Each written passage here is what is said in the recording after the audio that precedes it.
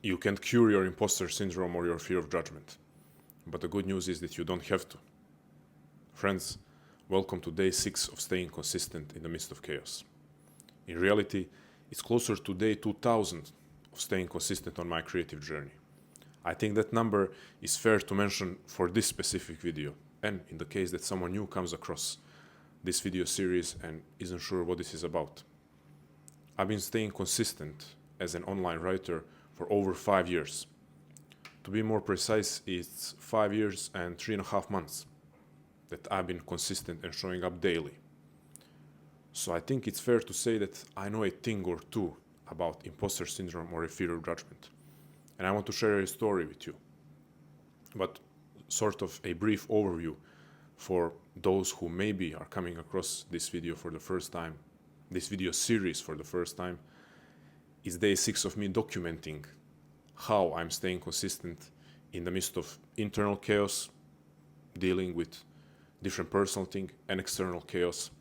For example, moving 3 times in the last week, still waiting on information on if I can even exit this country and go anywhere because my passport is full, or I need to be almost deported back home. So quite a lot of things to keep on my mind and to juggle while trying to be consistent with my main pursuit, my passion, my calling, which is studying, writing, teaching, hopefully spreading the message of more holistic human growth towards human fullness, spreading an existential humanistic perspective on human growth in this digital age that desperately needs this perspective. But back to imposter syndrome and fear of judgment. Let me share a story with you. In December of 2019, I decided finally not to start writing. I've been writing, but I've been writing for myself. I decided to start sharing my writing online. That's a first encounter that we can talk about. It's not my first encounter with imposter syndrome, but that's a first point, even deciding to start doing it. Because some of you didn't even start your project because of imposter syndrome and fear of judgment, and some of you are struggling with staying consistent. You have managed to start, but are struggling with staying consistent because of continuous fear of judgment and imposter syndrome. So I'm going to make this very simple. I didn't start when I became more confident. I didn't start when the fear of judgment somehow disappeared. I didn't start when I found a cure, a solution to imposter syndrome. I started when I realized that I've spent months and months, and possibly I could say even years, postponing this. Years, I cannot say that I've had the very concrete, specific idea to start writing online about these things for years, but for years there has been an urge to express myself authentically, an urge that I've been suppressing. So in that sense, it's been years that I haven't been doing what I want to do because of, once again, imposter syndrome and fear of judgment.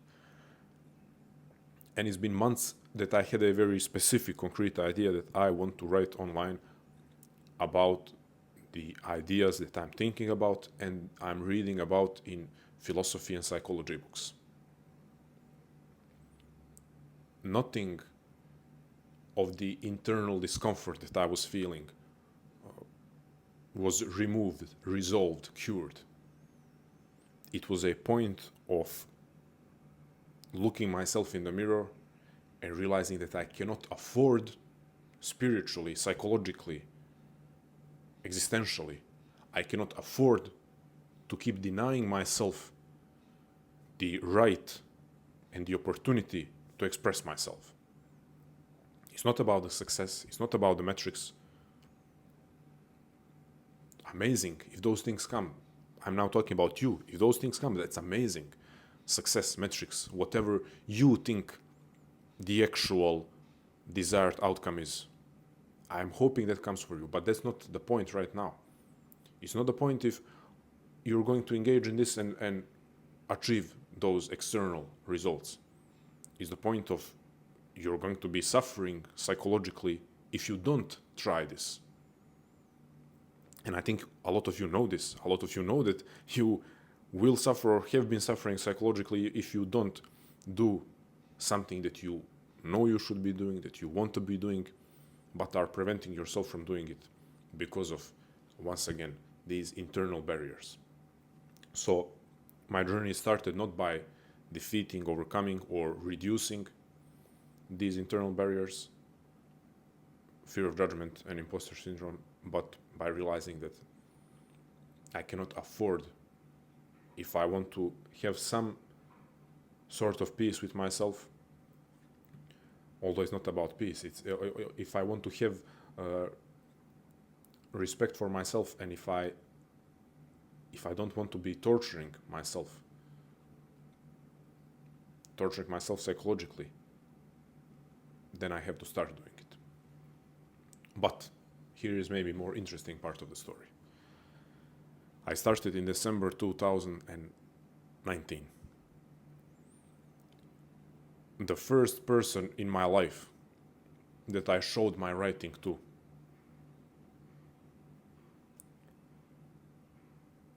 saw my online writing in August of 2021. Excuse me. So let that sink in for a moment. If you want to talk about insecurity, if you want to talk about fear of judgment,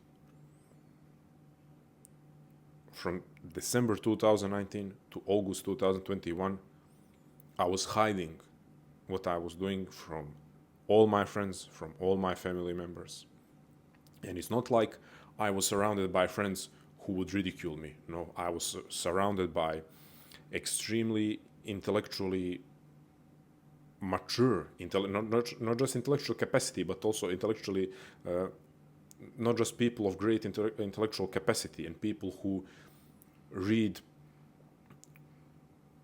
or who were reading at that time similar books to me, and a couple of those people even ahead of me, which maybe contributed to my insecurity. But it was me. It was me and my insecurity. So it wasn't like I was in an environment that where I could expect to be ridiculed. Okay, maybe broader environment. I come from Montenegro, where people ridicule anyone who tries anything that's unconventional. But I guess all of you watching will say, "Oh yeah, that's the case with my country as well, or my society." But the point that I'm trying to make is that I cannot say it was because of them. It was because of me. It was because of me and my insecurity. So I was hiding it from everyone and writing online. Luckily, part of my vision was to write in English, to try to reach people all over the world, to connect with people all over the world. Or when I say all over the world, it sounds like there was a grand ambition. I didn't expect literally. I didn't expect what I have today. What I have today is quite literally people from all over the world reading what I'm writing, which is insane. But my original idea was, okay, I want to write in English. That's something that I definitely wanted. So that made it easier for me to hide. Easier for me to hide my writing from my surroundings. So once again, from December 2019 to August 2021, no one in my life, no matter how close we were, saw my writing. Talk about insecurity and imposter syndrome. I know a thing or two about them. Now, 5 years and 3 months into my writing journey, I still face imposter syndrome. I still sometimes sit in front of my good old laptop and I think, who is going to care about what I have to say? Who am I to talk about these things? Who am I to try to distill what I've learned from Jungian psychology and say how it applies to our modern digital age and how we must use that wisdom to improve our lives? Who am I? Who am I to talk about these things? Who is going to listen to me? I have these thoughts more often than you would expect. Maybe more often than you would believe. However, 5 years and 3 months showing up. And forgive me if this sounds kind of arrogant, me repeating 5 years and 3 months, but it's truth. I'm making this. I'm emphasizing 5 years and 3 months because I want to tell you that there is no curing or even overcoming imposter syndrome and fear of judgment. So in order to make that bold claim, I have to establish my position as someone who's been doing this for a while and who's been showing up for a while and who even achieved some external success, but that should be irrelevant. It's just that I know that people care about it, and that adds the authority, I guess, or credibility. I say you cannot even overcome. The word overcome can be understood in different ways. But here's what I'm trying to say is what you're looking for is the proof that you can do your thing with imposter syndrome, with the fear of judgment. That's infinitely more precious, knowing that I can show up, I can do my thing, I can express myself, whatever that means for you. I can do this thing with imposter syndrome, with the fear of judgment, while carrying some of these internal barriers with me. Sure, they will not always be present, and they will not always be present with the same intensity. But you will never surgically remove them and move on with your life without them. I can guarantee you that.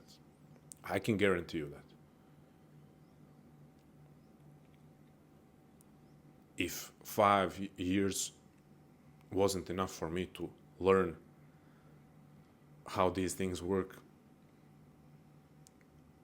then I don't know, maybe really I need to get back to you after 10 or 15 years and then tell you, hey, actually there is a way to surgically remove imposter syndrome and never deal with it again. Friend, let me promise, I will get back to you if I find out. If I find out that it's different, that you can remove these things once and for all, I will let you know. I will let you know that it happened, and I will let you know how it happened. But for now, after almost 2,000 days of consistency, what I can tell you is that you have to negotiate with yourself, find a way to do the thing, remove the barriers, psychological barriers, physical barriers, in any way that you can. Physical, or let's say practical, external barriers. So for me, excuse me, for me, one of the barriers was one of the practical things that I did was, okay, I'm not going to put my real name out there. Recovering Overthinker was a pen name that I created from the very first day, but there was always a possibility, let me put my real name out there. And I was like, okay, no, I want to keep my privacy, and I don't want to deal with people maybe finding, I don't know, my personal Instagram account that I stopped using. Now at this point I haven't been using it for years, and all my online time is spent on my writing. But that was one of the things. I'm giving you an example. Okay, I will not share my real name. Maybe that's not the best business move, let me tell you right away. But if that helps me to get going, then it's more important than how smart of a business move it is. Think about what are some other things. Even drop me in the comments, and I would be willing to brainstorm. But now at this moment, it's kind of difficult to come up with examples. What would be a more practical thing that you can do? But both internally and externally, there are things that you can do to make it a bit easier for yourself. To do the thing while still carrying imposter syndrome and fear of judgment with you. Do the things that you can. Negotiate with yourself. Okay, I will not go start speaking to the camera, but I will start doing a voiceover and put a static image or maybe slideshow, whatever. Or I will just write. Or maybe it's a completely different project. Maybe it's something along the lines of starting a business that asks you to expose yourself a bit and you're struggling with fear of judgment and imposter syndrome. What are the ways that you can make it a bit easier to start doing the thing? But there is one rule. There can be no expectation for the fear and insecurity to go away. It's about making it easier to do the action.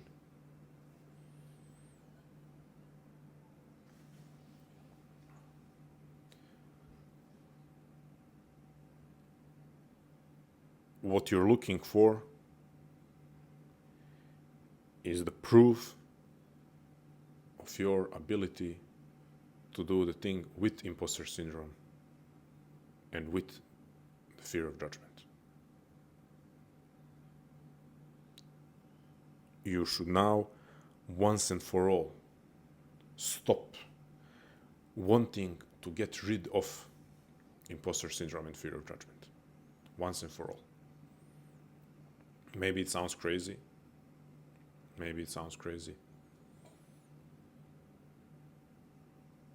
It shouldn't. But this could be one of the most important perspective shifts that you experience on your journey. Embracing the fact that these things come in waves, come and go, and are not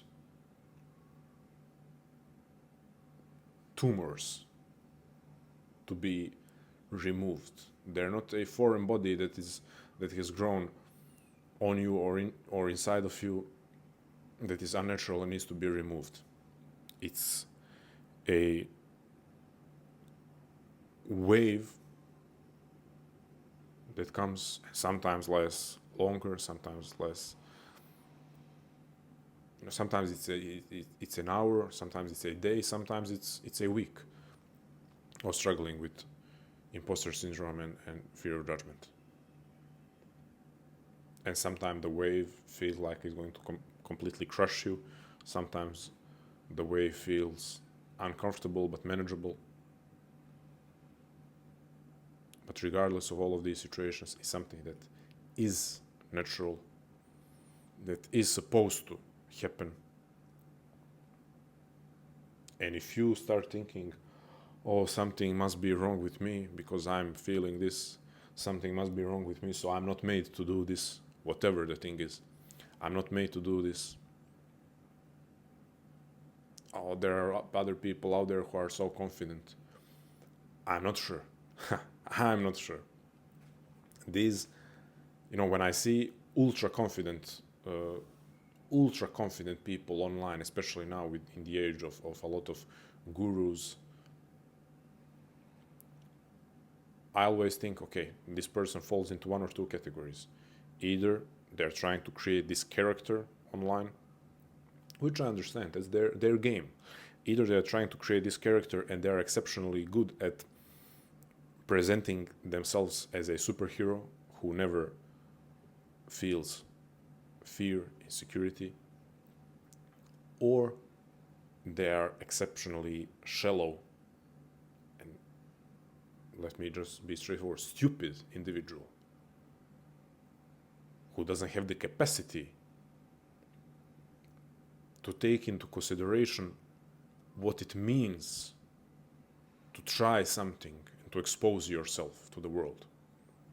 So the lack of capacity, the lack of intellectual capacity, the lack of psychological and emotional maturity are, in their case, kind of a blessing that makes them unable to experience imposter syndrome, fear of judgment, or any kind of insecurity.